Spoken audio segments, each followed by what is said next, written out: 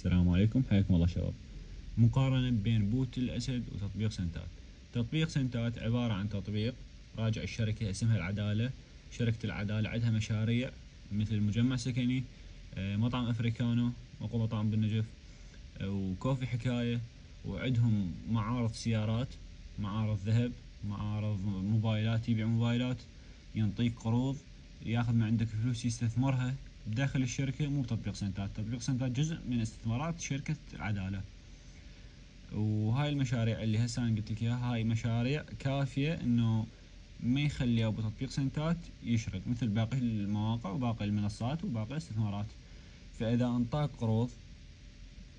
قرض، قال لك هذا القرض سنوي يرجع لي، انت بهاي الحالة راح الشركة اذا 1000 واحد اخذ من عندها قرض، بهاي الحالة ما راح يقدر صاحب الشركة يعوف فلوسه ويروح. فهذا الشي يثبت انه شركة العدالة شركة قوية ومستقرة. اما نروح البوت الاسد. بوت الاسد شنو؟ عبارة عن بوت على التليجرام، تدخل له يقول لك تبدأ يقول لك اشترك بهاي القنوات، مبين كلك. بوت الاسد شنو هاي البوت؟ بوت مخصص للبحوث والاستثمار، زيادة اعضاء القناة مجموعة حقيقيين متفاعلين، تجمع من عنده نقاط يوميا، ينطيك مبلغ بسيط تجمعه كل شهر احتمال تحصل لك دولار. اذا تريد تسوي نفس السنتات، هو قاصدهم انه نفس السنتات، لان هو فكرة تقليدية السنتات.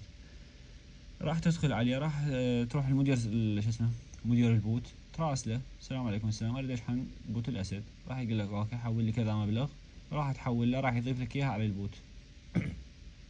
من يضيف لك اياها للبوت، راح يظل كل 24 ساعة راح يقول لك ارباحك كذا.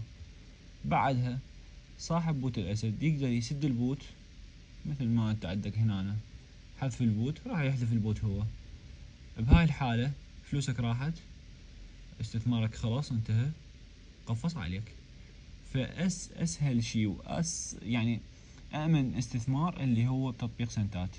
تقدر تجي لسنتات تسجل دخول برقم موبايلك بايميلك، وتتواصل ويا الشركة واشخاص يعني موظفين، مو صاحب التطبيق، موظف عند مسؤول الشركة مديرها اللي هو اسمه عادل من النجف، منطي قروض ومنطي تمويلات ومنطي سيارات بالاقساط، بايع لك ذهب بالاقساط، بايع لك موبايلات بالتقسيط.